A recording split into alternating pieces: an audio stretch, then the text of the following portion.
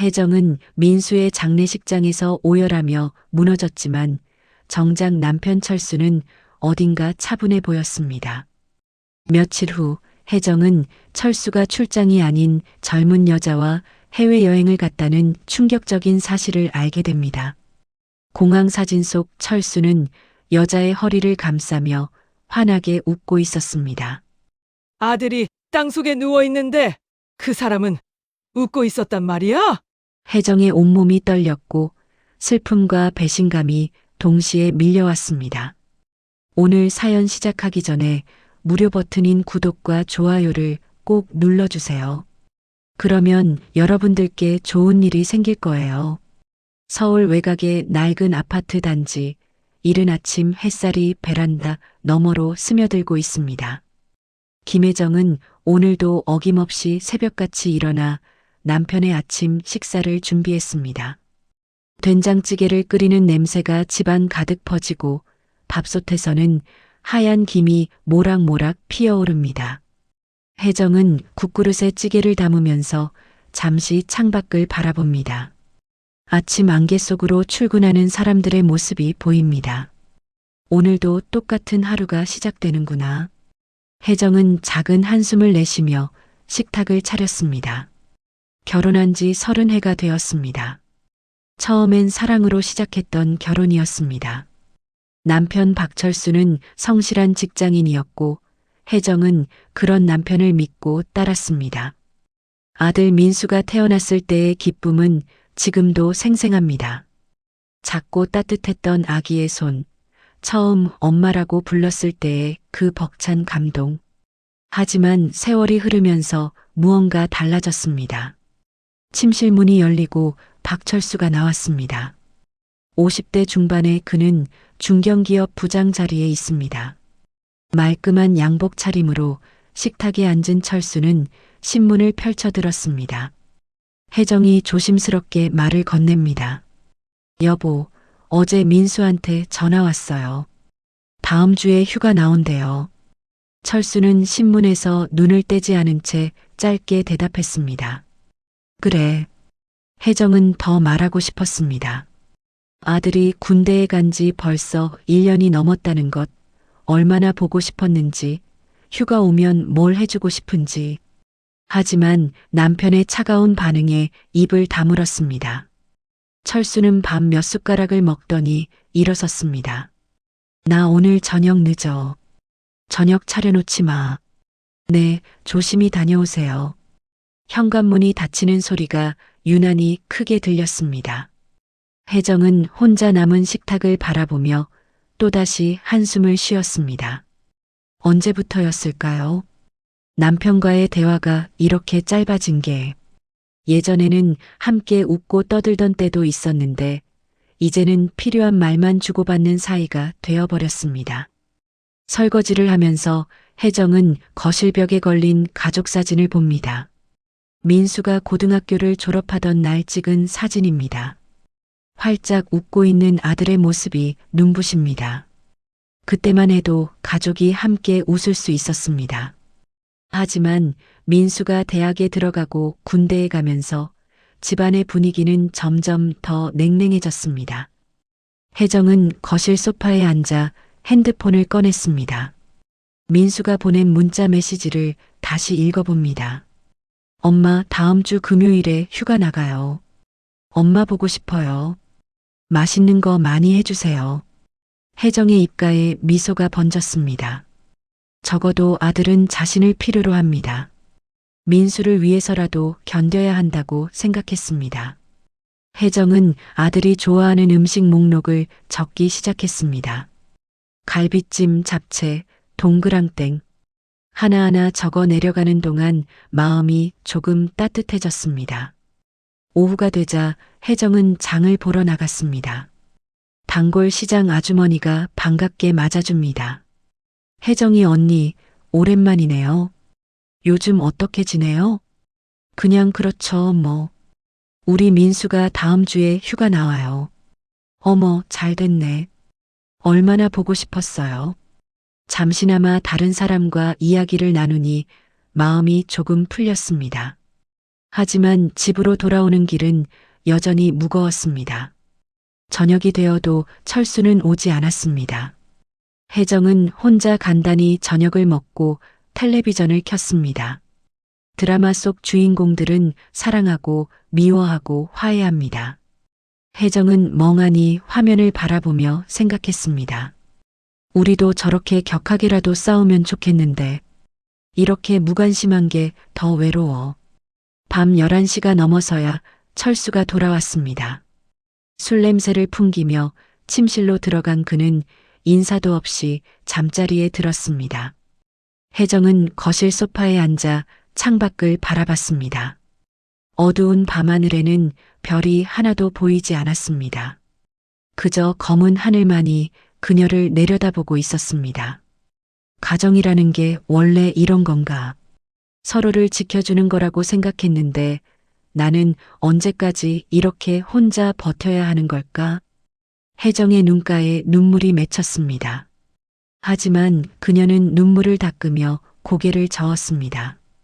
울면 안 됩니다. 적어도 민수 앞에서는 강한 엄마여야 합니다. 혜정은 자리에서 일어나 민수의 방문을 열었습니다. 깨끗이 정돈된 방 안에는 아들의 흔적이 가득했습니다. 책상 위의 사진, 옷장 속의 옷들. 혜정은 아들의 베개를 꼭 안았습니다. 민수야, 엄마는 내가 돌아올 때까지 견딜 수 있어. 너만 있으면 돼. 그렇게 혜정의 하루가 끝났습니다. 평범해 보이는 일상 속에 깊은 외로움과 상처가 숨어 있었습니다. 하지만 혜정은 아직 몰랐습니다. 이 평화로운 듯 보이는 일상이 곧 무너질 것이라는 사실을, 그리고 그 무너짐이 얼마나 가혹할지. 혜정은 그저 아들의 휴가만을 손꼽아 기다리며 내일도 똑같은 하루를 살아갈 준비를 했습니다. 그로부터 사흘이 지난 어느 오후였습니다.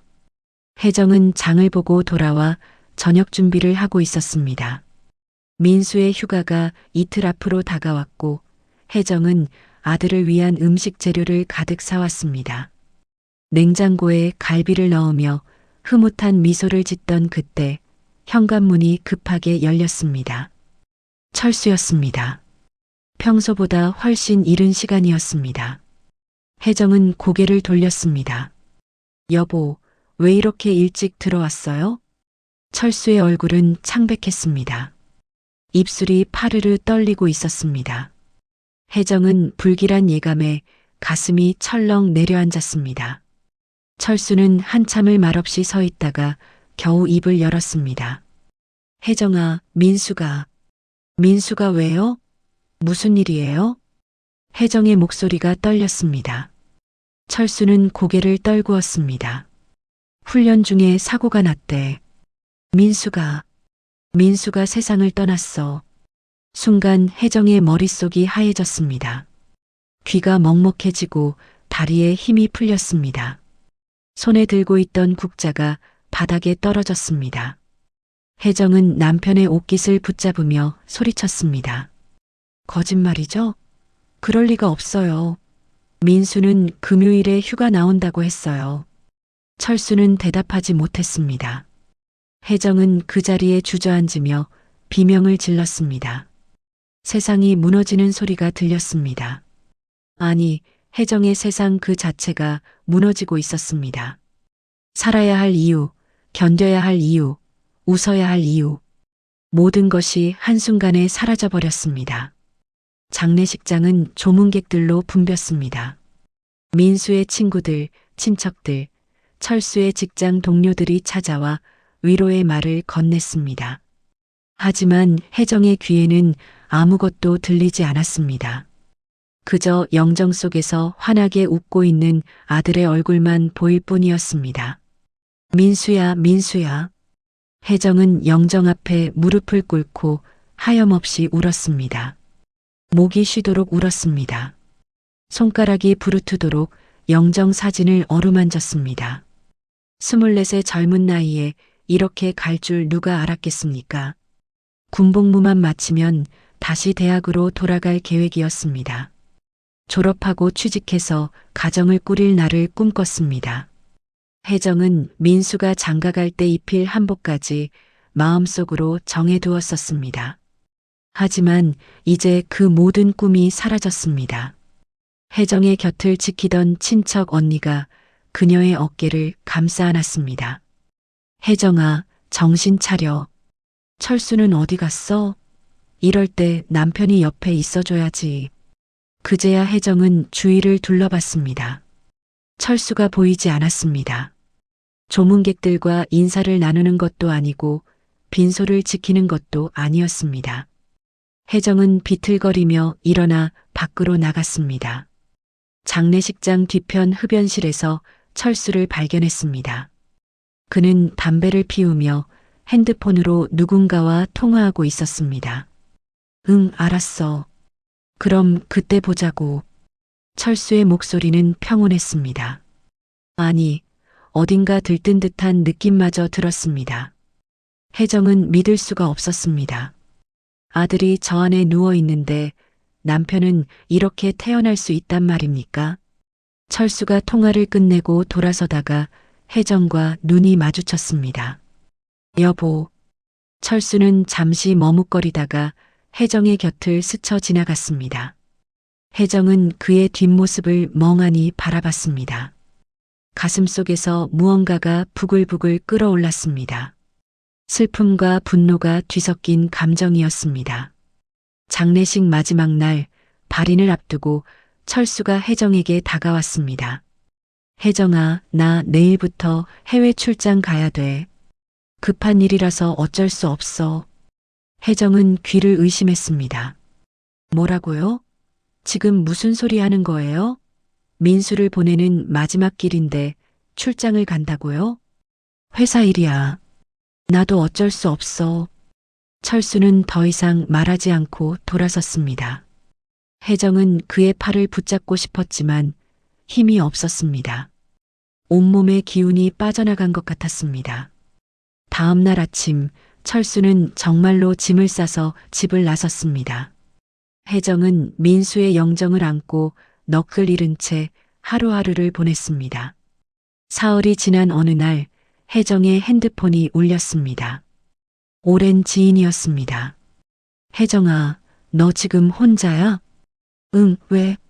너한테 꼭 해야 할 말이 있어서. 근데 충격받을 수도 있어. 혜정의 가슴이 두근거렸습니다. 지인은 한참을 망설이다가 입을 열었습니다. 혜정아, 철수 씨 해외 출장 간 거 아니야. 내 조카가 공항에서 봤대. 젊은 여자랑 같이 있더래. 그것도 아주 다정하게. 전화기를 든 혜정의 손이 떨렸습니다. 그게 무슨 소리야? 미안해, 혜정아. 근데 사실인 것 같아. 조카가 사진도 찍었어. 보낼까? 잠시 후 혜정의 핸드폰에 사진이 도착했습니다. 공항 출국장에서 찍힌 사진이었습니다. 철수가 젊은 여자와 나란히 서서 웃고 있었습니다. 여자는 20대 후반으로 보였습니다. 철수의 손은 그 여자의 허리를 감싸고 있었습니다. 혜정의 손에서 핸드폰이 떨어졌습니다. 온몸이 부들부들 떨렸습니다. 눈앞이 빙글빙글 돌았습니다. 혜정은 바닥에 주저앉아 두 손으로 얼굴을 감쌌습니다. 그리고 처절하게 울부짖었습니다. 아들이 땅속에 누워 있는데 그 사람은 웃고 있었단 말이야? 어떻게 이럴 수가 있어? 혜정의 가슴은 찢어질 듯 아팠습니다. 아들을 잃은 슬픔에 이제 배신의 고통까지 더해졌습니다. 30해를 함께 산 남편이 이렇게 낯선 사람이었다는 사실이 믿기지 않았습니다. 혜정은 바닥에 쓰러져 밤새도록 울었습니다. 아침 해가 떠올랐지만 혜정의 세상은 여전히 어둠 속이었습니다. 일주일 후 철수가 돌아왔습니다. 현관문이 열리는 소리에 혜정은 거실 소파에서 고개를 들었습니다. 일주일 동안 거의 먹지도 자지도 못한 혜정의 얼굴은 창백했습니다. 눈은 퉁퉁 부어 있었고 입술은 바짝 말라 있었습니다. 철수는 여행 가방을 끌고 들어와 현관에 세웠습니다. 다녀왔어. 평소와 다름없는 목소리였습니다. 마치 아무 일도 없었다는 듯이. 혜정은 천천히 일어섰습니다. 다리가 후들거렸지만 꾹 참고 철수 앞으로 다가갔습니다. 혜정의 눈빛이 달라져 있었습니다. 슬픔 속에 분노가 타오르고 있었습니다. 당신 출장 다녀왔어요? 그래, 힘들었어. 씻고 올게. 철수가 욕실로 향하려는 순간 혜정이 그의 팔을 붙잡았습니다. 철수가 놀라 돌아봤습니다. 왜 그래? 혜정은 핸드폰을 꺼내 철수 앞에 들이밀었습니다. 공항에서 찍힌 사진이었습니다. 철수의 얼굴이 순간 굳어졌습니다. 이게 뭐예요? 출장이라고 했죠? 그런데 이 여자는 누구예요? 철수는 잠시 당황한 듯 보였지만 곧 태연한 표정을 지었습니다. 회사 후배야. 같이 출장 갔던 거야. 거짓말하지 마세요. 이렇게 허리를 감싸고 다니는 게 회사 후배예요? 당신 지금 나를 바보로 아는 거예요? 혜정의 목소리가 떨렸습니다. 철수는 한숨을 내쉬며 소파에 앉았습니다. 그리고는 혜정을 똑바로 쳐다봤습니다. 그의 눈빛에는 미안함도 죄책감도 없었습니다. 오히려 차갑고 무심했습니다. 그래, 맞아. 내 여자야. 혜정은 귀를 의심했습니다. 이렇게 태연하게 인정할 줄은 몰랐습니다. 가슴이 쿵 내려앉는 느낌이었습니다. 뭐라고요? 지금 무슨 소리를 하는 거예요? 혜정아, 나도 이제 솔직하게 말할게. 우리 결혼 생활 이미 끝난 지 오래야. 너도 알잖아. 우리 언제부터 부부 같았어? 혜정의 눈에서 눈물이 흘러내렸습니다. 그럼 그렇게 말을 했어야죠.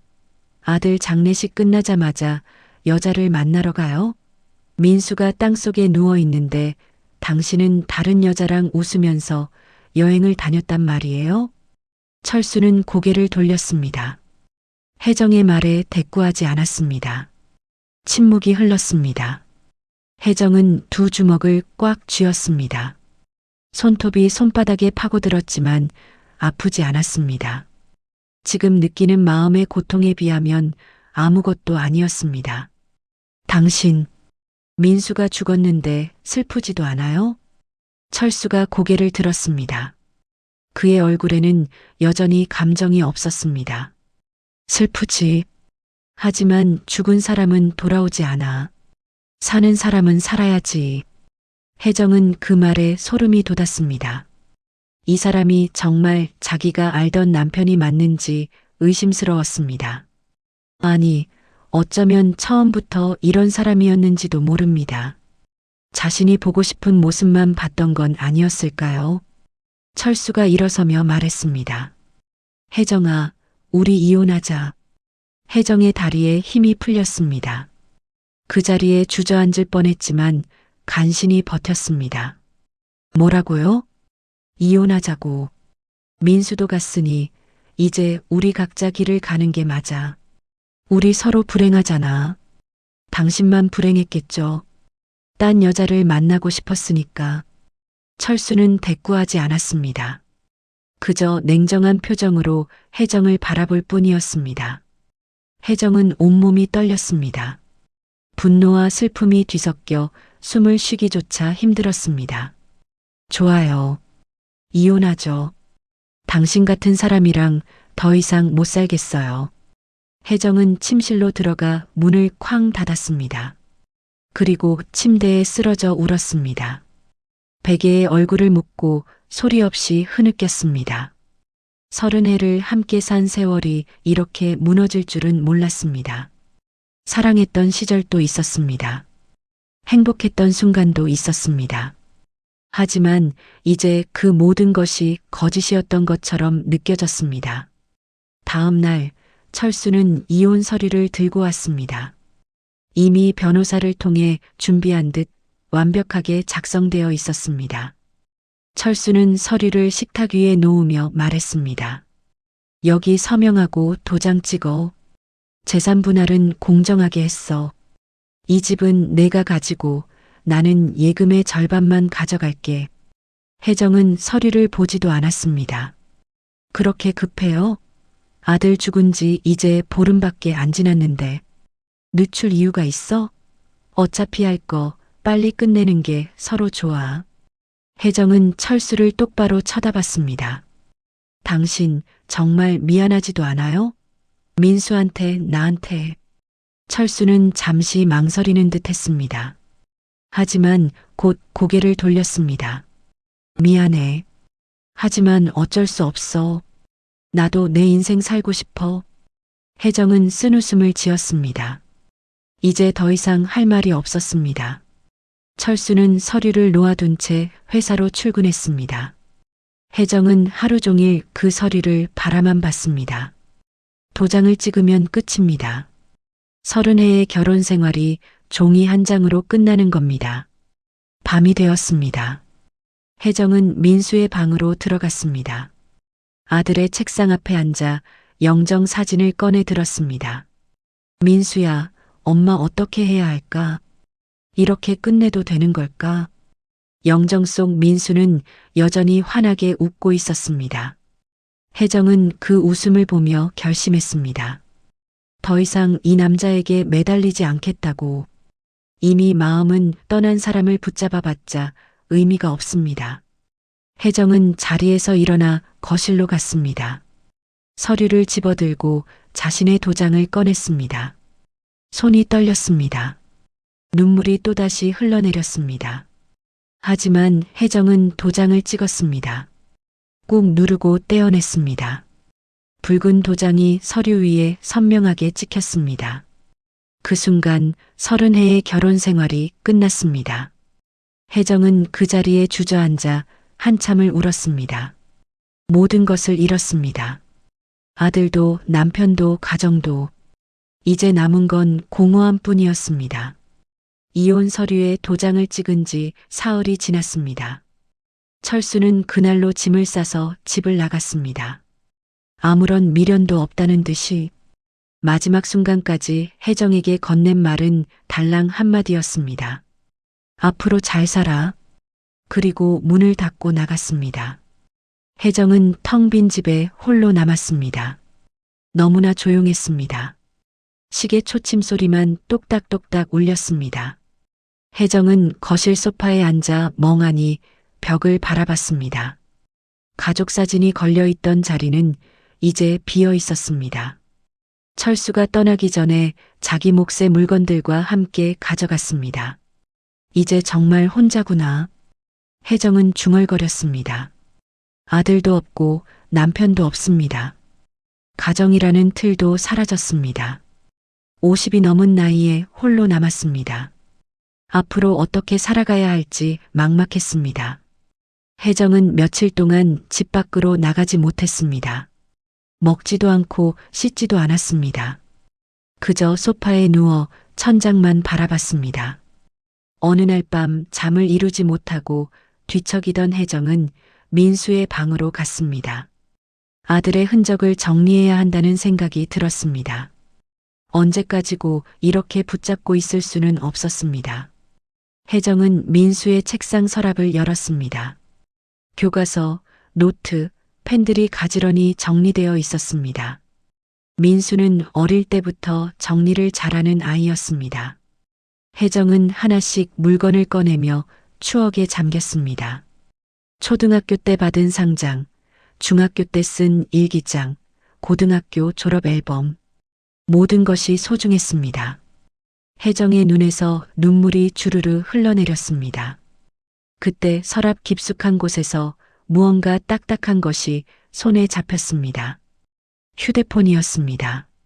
민수가 군대 가기 전에 쓰던 휴대폰이었습니다. 혜정은 조심스럽게 전원 버튼을 눌렀습니다. 다행히 배터리가 조금 남아 있었는지 화면이 켜졌습니다. 잠금 화면에는 가족 사진이 배경으로 설정되어 있었습니다.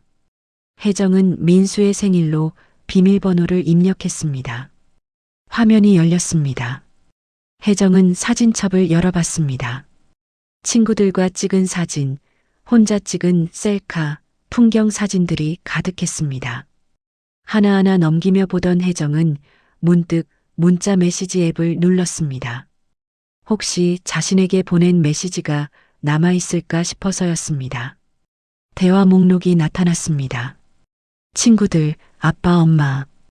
혜정은 자신과의 대화창을 열었습니다. 마지막 메시지는 휴가 나간다는 내용이었습니다. 혜정은 그 메시지를 보며 또다시 울었습니다. 그때 문득 아빠와의 대화창이 눈에 들어왔습니다. 혜정은 무심코 그것을 눌렀습니다. 화면에 대화 내용이 나타났습니다.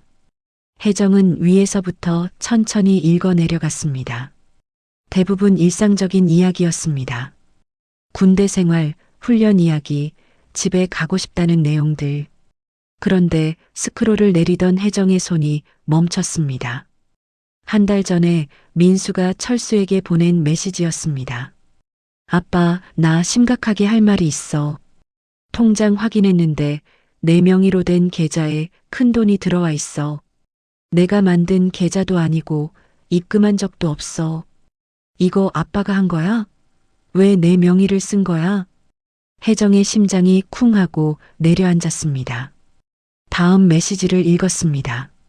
아빠, 대답 좀 해줘. 이거 혹시 회사 돈 아니야? 아빠가 빼돌린 거야? 그 다음 메시지는 더 충격적이었습니다.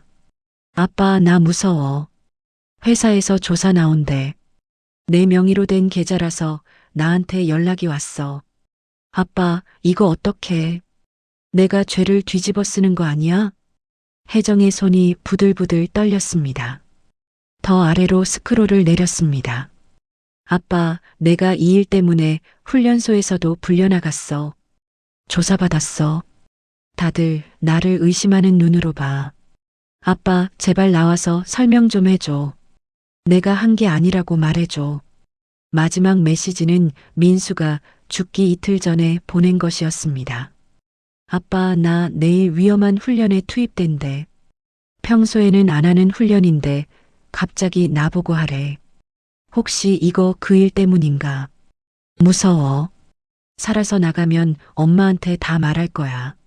엄마는 이런 거 모르잖아. 혜정은 휴대폰을 떨어뜨렸습니다. 온몸이 얼어붙는 것 같았습니다. 머릿속이 하얘졌습니다. 철수가 회사 돈을 횡령했다는 것, 그것을 민수 명의로 숨겼다는 것, 민수가 그 때문에 고통받았다는 것, 그리고 민수의 죽음이 단순한 사고가 아닐 수도 있다는 것. 설마 그럴 리가. 혜정은 고개를 저었습니다. 아무리 그래도 친아들인데 설마 그런 끔찍한 일을 저질렀을까요? 하지만 마음 한구석에서는 의심이 피어올랐습니다. 아들의 장례식을 치르는 동안에도 태연했던 철수의 모습, 장례식 직후 여자를 만나러 간 행동, 이혼을 서두른 태도, 모든 것이 이상했습니다. 혜정은 휴대폰을 다시 집어들었습니다. 손이 떨려 제대로 잡히지 않았지만 꾹 참았습니다. 메시지를 다시 한번 천천히 읽었습니다. 그리고 스크린샷을 찍어 자신의 휴대폰으로 전송했습니다. 증거를 남겨야 했습니다. 혜정은 민수의 방 바닥에 주저앉았습니다. 눈물이 멈추지 않았습니다. 아들이 죽기 전에 얼마나 무서웠을까요? 얼마나 외로웠을까요? 엄마한테 말하고 싶었지만 말하지 못했던 그 고통이 얼마나 컸을까요? 민수야, 미안해. 엄마가 몰랐어. 엄마가 내 옆에 없어서 미안해. 혜정은 한참을 울었습니다. 슬픔과 분노가 뒤섞였습니다. 하지만 이번에는 달랐습니다. 예전처럼 무너지지 않았습니다. 혜정의 눈빛이 변했습니다. 슬픔 속에서 단단함이 생겨났습니다. 민수야, 엄마가 반드시 진실을 밝혀낼게. 내가 억울하게 죽었다면 엄마가 끝까지 싸울게. 더 이상 약한 엄마가 아니야. 혜정은 일어섰습니다. 휴대폰을 꼭 쥐고 거실로 나왔습니다. 창밖으로 아침 해가 떠오르고 있었습니다. 긴 밤이 지나고 새로운 날이 밝았습니다. 혜정에게도 새로운 시작이었습니다. 이제 더 이상 주저앉아 울기만 하지 않을 것입니다. 아들을 위해 그리고 자신을 위해 싸울 것입니다. 다음 날 아침 혜정은 오랜만에 제대로 씻고 옷을 갈아입었습니다. 거울을 보니 초췌한 얼굴이 비쳤습니다. 하지만 눈빛만은 달랐습니다. 예전처럼 흐릿하지 않았습니다. 분명한 목표가 생긴 사람의 눈빛이었습니다. 혜정은 민수의 휴대폰과 자신의 휴대폰을 챙겨 집을 나섰습니다. 첫 번째로 찾아간 곳은 민수의 친구 집이었습니다. 민수와 고등학교 때부터 절친이었던 강준호였습니다. 준호는 장례식 때도 와서 하염없이 울었던 친구였습니다. 혜정이 초인종을 누르자 준호가 문을 열었습니다. 이모님, 어떻게 오셨어요? 준호야, 이모가 너한테 물어볼 게 좀 있어서 왔어. 들어가도 될까? 네, 어서 오세요. 거실 소파에 앉은 혜정은 민수의 휴대폰을 꺼냈습니다. 메시지를 보여주며 물었습니다. 준호야, 민수가 죽기 전에 너한테 이상한 말 한 적 없어? 힘들다거나 무섭다거나. 준호의 얼굴이 어두워졌습니다. 한참을 망설이던 준호가 입을 열었습니다.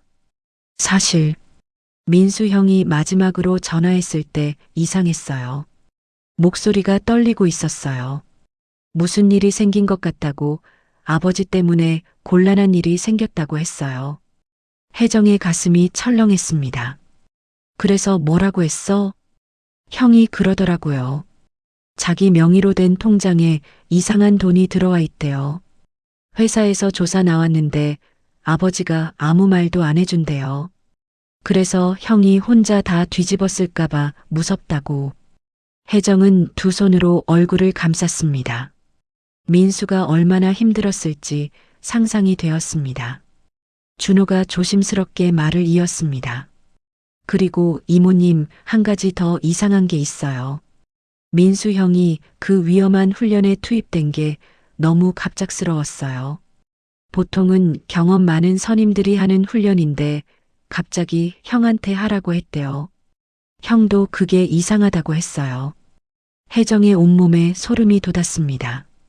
준호의 말은 혜정의 의심을 더욱 굳혀주었습니다. 민수의 죽음이 단순한 사고가 아닐 가능성이 점점 커졌습니다. 준호야, 고마워. 내가 큰 도움이 됐어. 혜정은 준호의 집을 나와 다음 행선지로 향했습니다. 오래전부터 알고 지내던 이웃, 변호사 정민호의 사무실이었습니다. 민호는 혜정이 이사 왔을 때부터 같은 아파트에 살던 이웃이었습니다. 착하고 정의감이 강한 사람이었습니다. 사무실 문을 열고 들어가자 민호가 반갑게 맞아주었습니다. 혜정 씨, 오랜만입니다. 민수 일은 정말 안타깝게 생각합니다. 고맙습니다, 변호사님. 사실 그 일로 찾아왔어요. 혜정은 민호에게 모든 것을 털어놨습니다. 민수의 휴대폰에서 발견한 메시지, 철수의 횡령 의혹, 그리고 민수의 죽음이 사고가 아닐 수도 있다는 의심까지. 민호는 심각한 표정으로 메시지를 읽었습니다. 이건 정말 큰 문제입니다. 횡령 혐의뿐만 아니라 만약 민수 씨의 죽음과 관련이 있다면 더 심각한 범죄입니다. 제가 어떻게 해야 할까요? 민호는 잠시 생각하더니 말했습니다. 먼저 증거를 더 확보해야 합니다. 민수 씨 명의로 된 통장을 찾아야 하고 회사 측 조사 기록도 필요합니다. 그리고 군부대에 민수 씨의 훈련 투입 과정에 대한 자료도 요청해야 합니다. 혼자서는 어려울 것 같은데요. 제가 도와드리겠습니다. 이건 그냥 넘어갈 일이 아닙니다. 혜정은 민호의 말에 힘을 얻었습니다. 혼자가 아니라는 사실이 큰 위안이 되었습니다. 민호는 즉시 움직이기 시작했습니다. 먼저 민수 명의의 계좌를 추적했습니다. 은행에 정식으로 조회를 요청했고 며칠 후 결과가 나왔습니다. 민수 명의로 개설된 계좌가 3개나 있었습니다. 그중 2개에는 거액이 입금되어 있었습니다. 입금 날짜를 확인하니 모두 최근 1년 사이였습니다. 혜정은 그 금액을 보고 깜짝 놀랐습니다. 수억 원에 달하는 돈이었습니다. 이게 다 회사 돈이라는 거죠? 그럴 가능성이 높습니다. 출처를 확인해 봐야 합니다. 민호는 철수가 다니던 회사에도 연락을 취했습니다. 처음에는 회사 측에서 정보 공개를 거부했습니다. 하지만 민호가 법적 절차를 밟겠다고 하자 태도가 바뀌었습니다. 며칠 후 회사 측에서 연락이 왔습니다. 혜정과 민호는 회사로 찾아갔습니다. 감사팀 팀장이 그들을 맞았습니다. 팀장은 무거운 표정으로 말했습니다. 사실 저희도 박철수 부장의 횡령을 의심하고 조사 중이었습니다. 그런데 민수 씨 명의로 계좌가 개설되어 있어서 민수 씨도 연루된 것으로 봤습니다. 혜정이 소리쳤습니다. 우리 민수는 아무것도 몰랐어요. 아버지가 멋대로 명의를 도용한 거예요. 그럴 가능성도 있습니다. 저희도 그 부분을 재조사하고 있습니다. 박철수 씨는 지금 어디 계십니까? 이혼했습니다. 어디 사는지 모릅니다. 팀장은 고개를 끄덕였습니다. 알겠습니다. 저희가 박철수 씨를 찾아서 조사하겠습니다. 회사를 나오는 길에 혜정은 민호에게 물었습니다. 이제 어떻게 되는 건가요? 회사 측이 정식으로 고소하면 경찰 조사가 시작될 겁니다. 그리고 저희도 민수 씨의 죽음에 대해 재조사를 요청할 겁니다. 혜정은 고개를 끄덕였습니다. 드디어 진실이 밝혀질 것 같았습니다. 며칠 후 회사는 철수를 횡령 혐의로 고소했습니다. 경찰이 수사에 착수했고 철수의 행방을 추적하기 시작했습니다. 동시에 군부대에도 민수의 훈련 투입 과정에 대한 재조사가 요청되었습니다. 혜정은 매일 민호의 사무실을 찾아갔습니다. 수사 진행 상황을 확인하고 추가로 필요한 증거를 찾았습니다.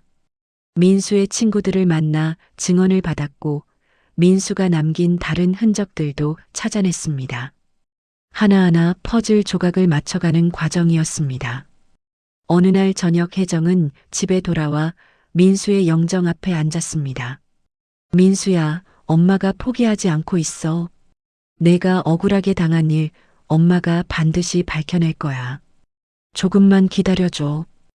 혜정의 눈에는 더 이상 눈물이 없었습니다. 대신 강한 의지가 타오르고 있었습니다.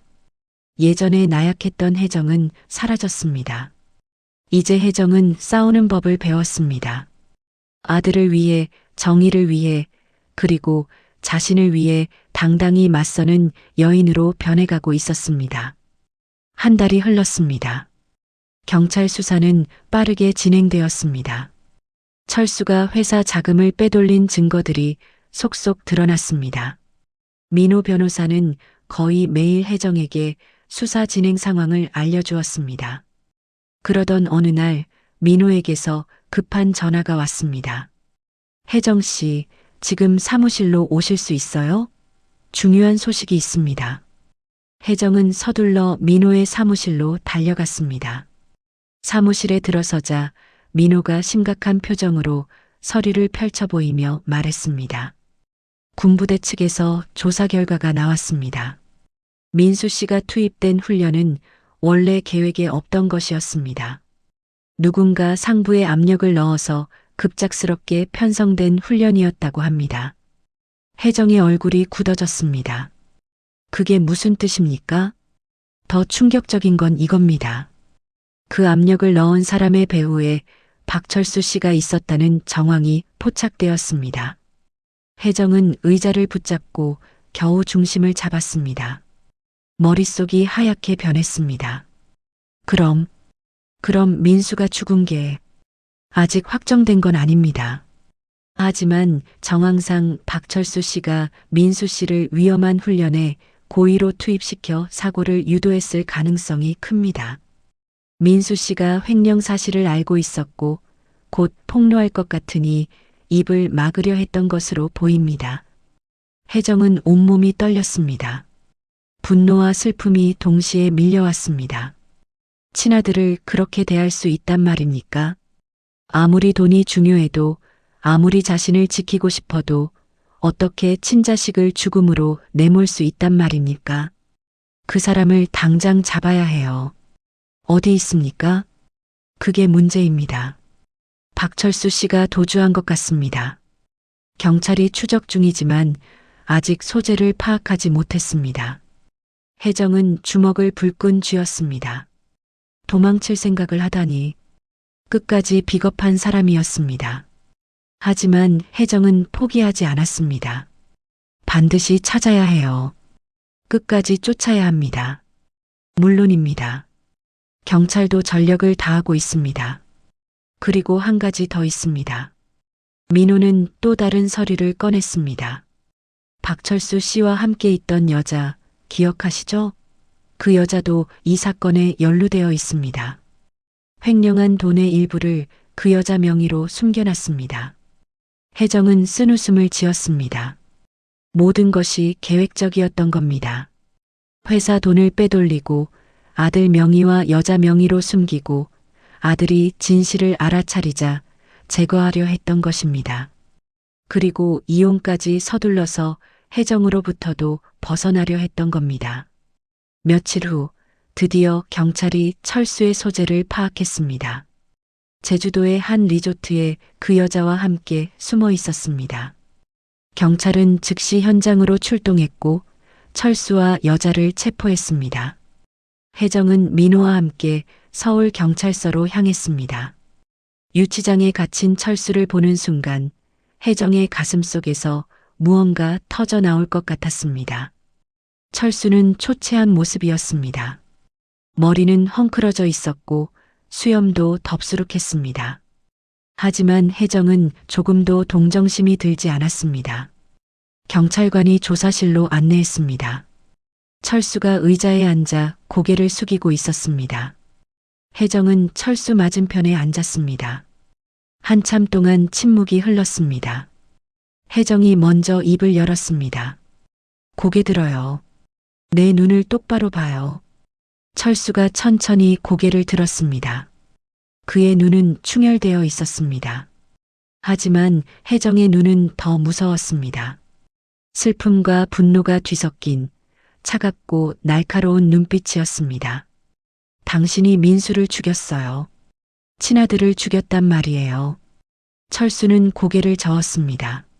아니야, 나는 그럴 생각이 없었어. 그냥 좀 혼내주려고. 거짓말 마세요.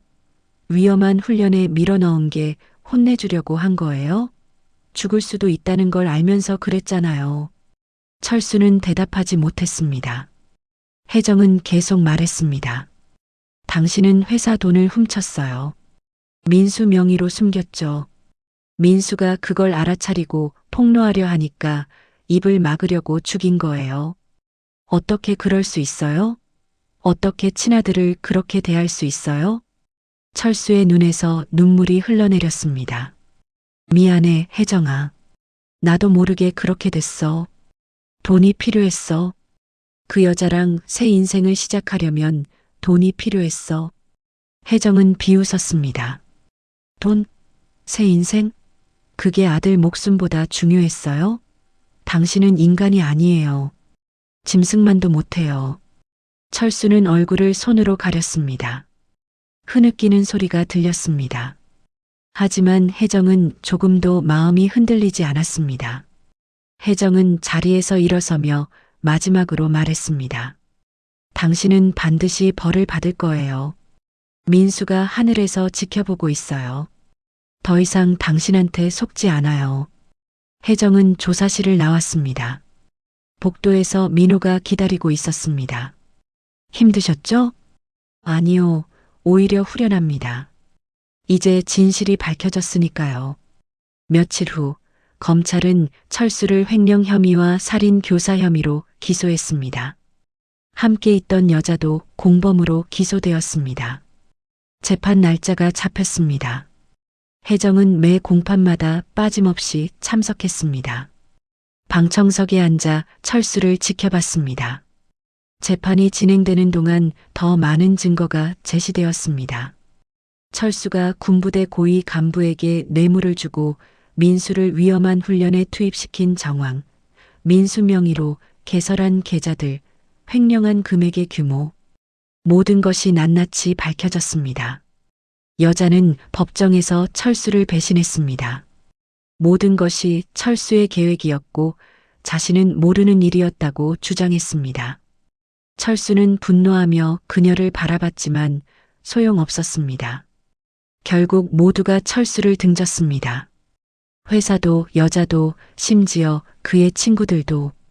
혜정은 방청석에서 그 모습을 지켜보며 생각했습니다.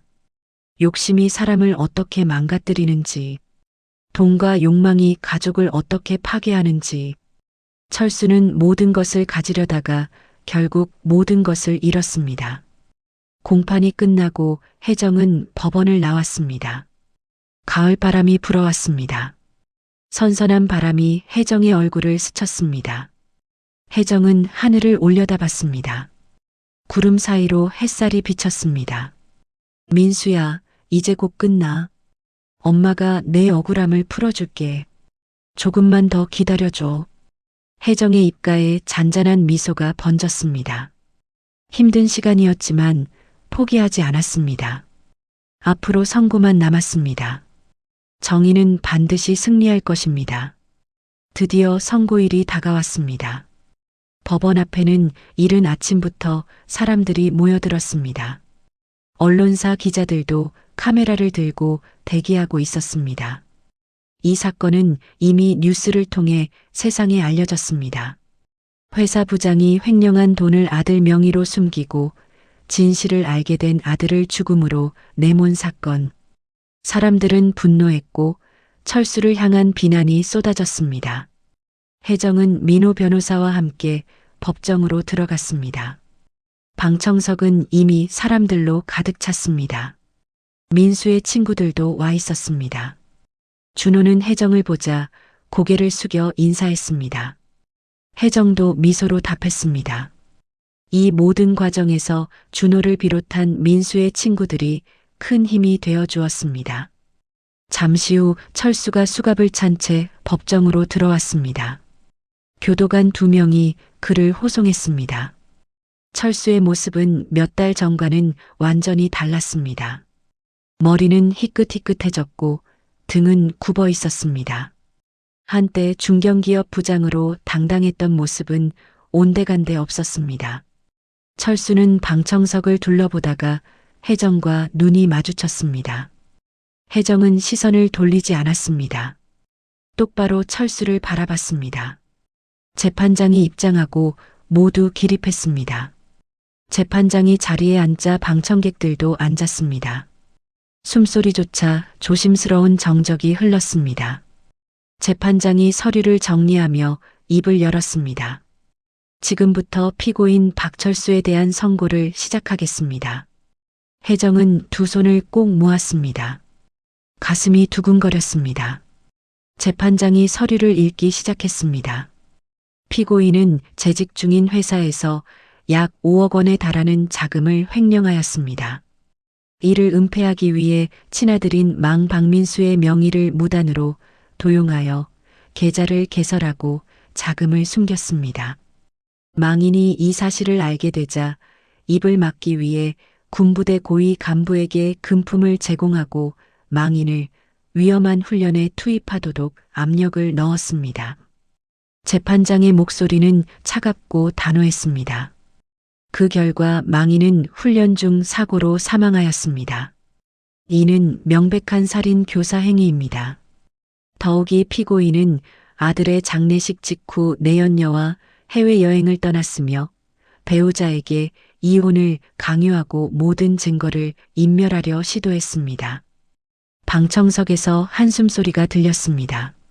재판장이 계속 말했습니다.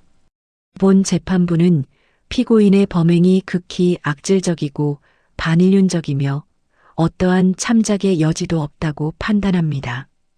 피고인은 자신의 이익을 위해 친자식의 목숨을 담보로 삼았으며 끝까지 반성하지 않았습니다. 철수는 고개를 떨구고 있었습니다. 재판장이 마지막으로 말했습니다. 따라서 본 재판부는 피고인 박철수에게 징역 20년을 선고합니다. 쿵! 재판장이 망치를 내리쳤습니다. 그 소리가 법정 안에 울려 퍼졌습니다. 방청석에서 작은 환호성이 터져 나왔습니다. 혜정은 눈을 감았습니다. 눈물이 흘러내렸습니다. 하지만 이번 눈물은 슬픔의 눈물이 아니었습니다. 안도의 눈물이었습니다.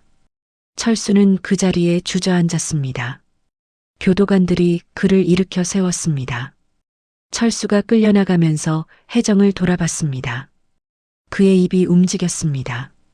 미안해. 하지만 혜정은 고개를 돌렸습니다. 더 이상 들을 말이 없었습니다. 모든 것이 끝났습니다. 철수는 법정을 빠져나갔고 곧 교도소로 이송될 것입니다. 20년. 긴 세월입니다. 그 세월 동안 자신이 저지른 죄를 뼈저리게 후회할 것입니다. 내연녀도 공범으로 징역 5년을 선고받았습니다. 횡령 자금을 숨기는 데 가담했고 철수의 범행을 방조했다는 이유였습니다. 그녀는 법정에서 울부짖었지만 아무도 동정하지 않았습니다. 그녀 역시 교도관에게 끌려나갔습니다. 재판이 끝나고 혜정은 법원을 나왔습니다.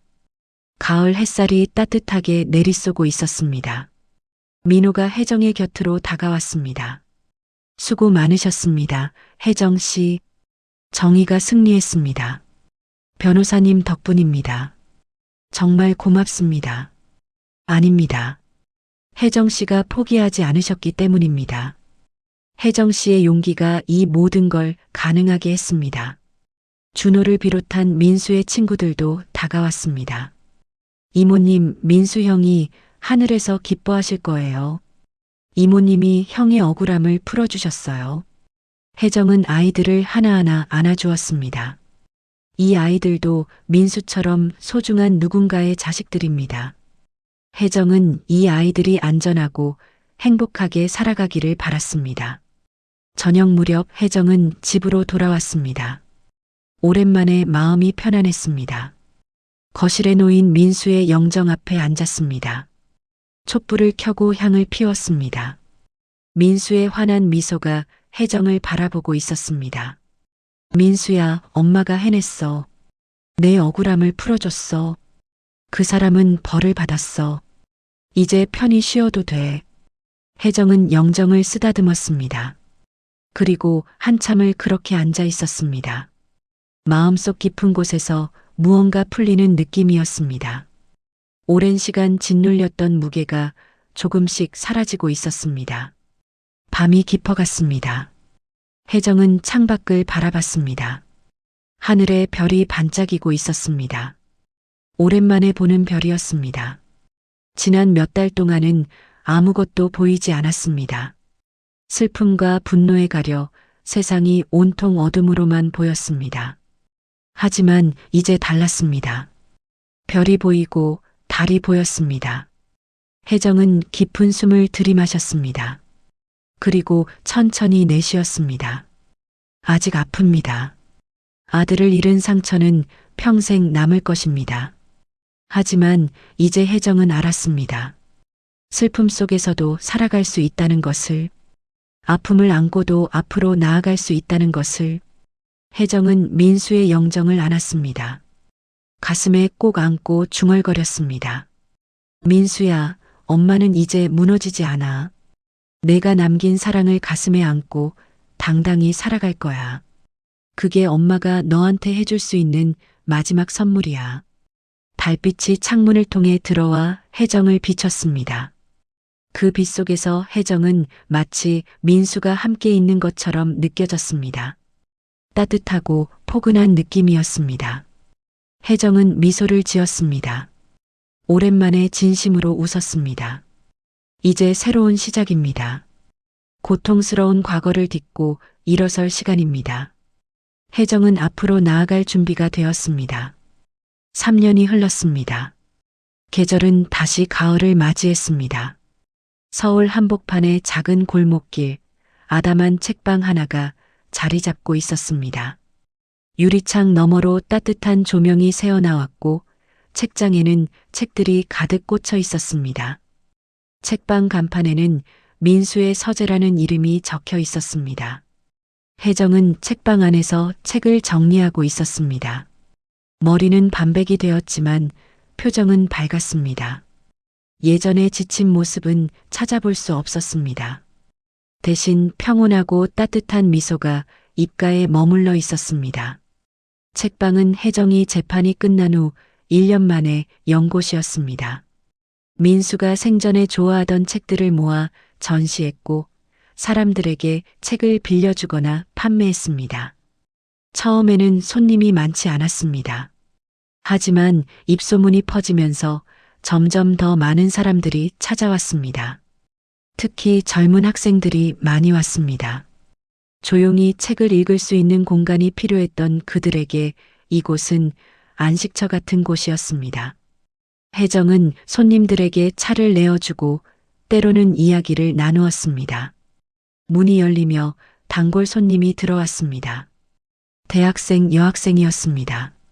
사장님, 안녕하세요. 어서 와요. 오늘도 공부하러 왔어요? 네, 요즘 시험 기간이라서요. 여기가 제일 집중이 잘 돼요. 그래요. 편하게 앉아요. 차 한 잔 가져다 줄게요.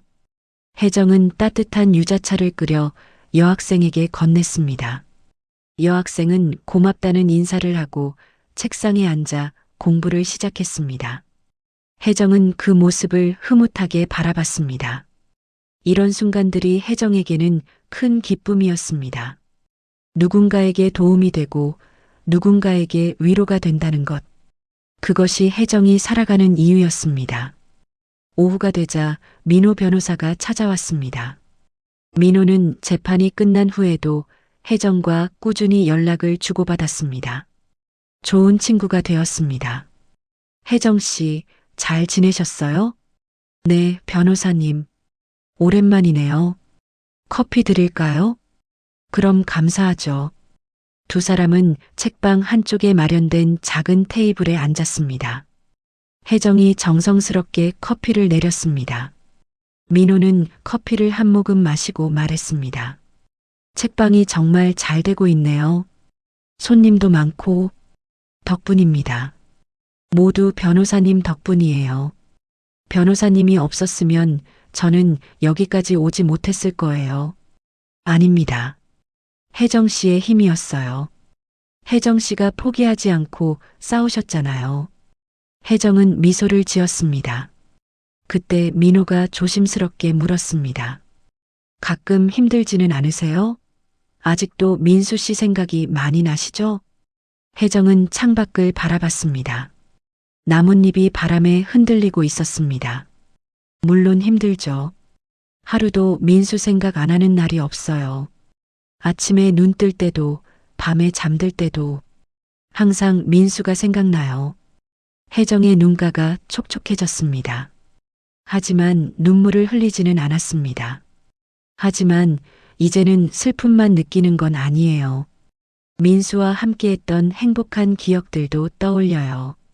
민수가 처음 걸음마를 배웠을 때, 학교에서 상을 받고 돌아왔을 때, 엄마라고 부르며 안겼을 때, 그런 소중한 순간들을요.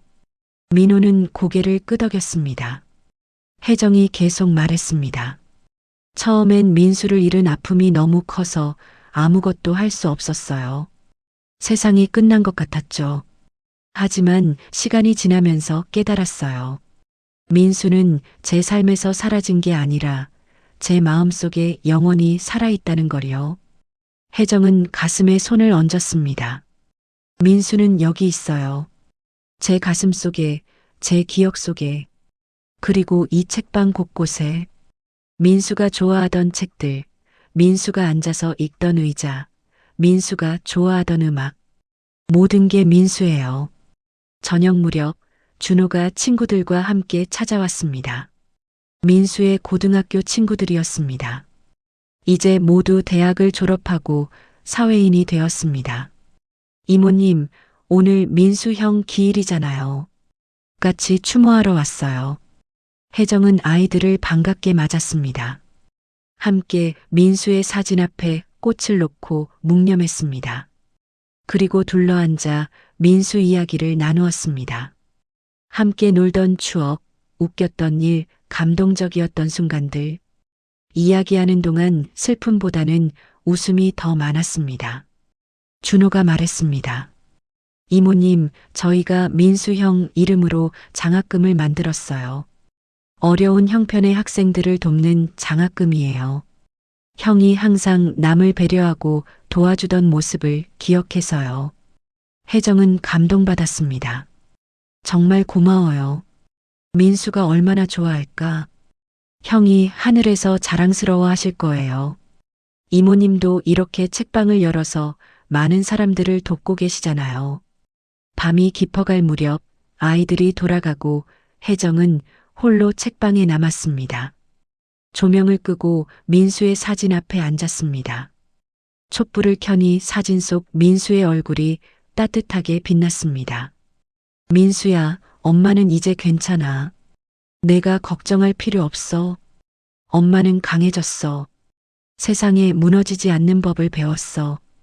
혜정은 민수의 사진을 쓰다듬었습니다. 내가 떠난 자리는 여전히 크고 아직도 보고 싶지만 엄마는 이제 웃을 수 있어.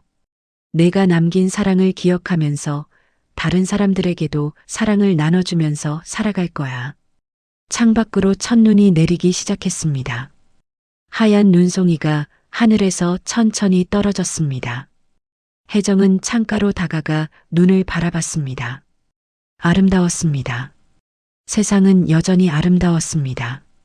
아픔이 있어도 슬픔이 있어도 삶은 계속되고 세상은 돌아갔습니다.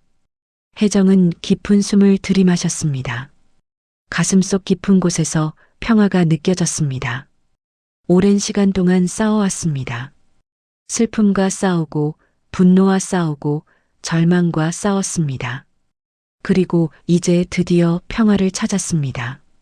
완전한 평화는 아니지만 그래도 충분했습니다.